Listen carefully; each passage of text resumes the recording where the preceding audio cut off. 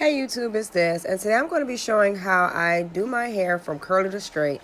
I have not straightened my hair in over 1.5 years, so I'm getting ready to do that today for the first time. And yes, I know it's going to be a process, so right now I'm just shampooing my hair and getting ready for straight hair.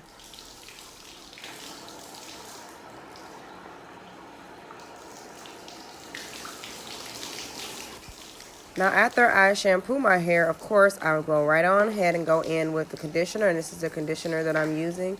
I love Garnier Fructis products, even though they're not specifically for natural hair. I really like them because they're thick, and I love thick conditioners. And the shampoo smells amazing, and it gets my hair clean. So that's what it's for, and that's what, I really like about it.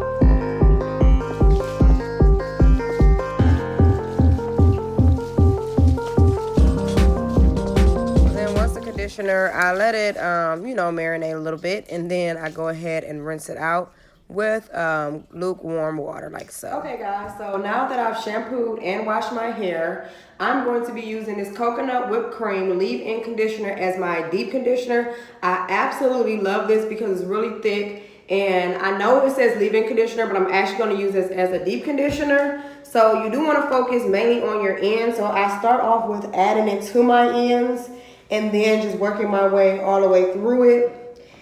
And once I get all of the product in, I'm just going to put a cap on and sit under the dryer for about 35-40 minutes. I want to make sure that I'm keeping my hair very protected from the heat, so that if I do decide to go right back to my curls, I won't have all that heat damage that a lot of our hair can tend to get. So that's why I want to be very particular about making sure that I'm conditioning my hair and that I'm actually sitting under a dryer, with it in. And I know a lot of people detangle their hair, within the process of deep conditioning.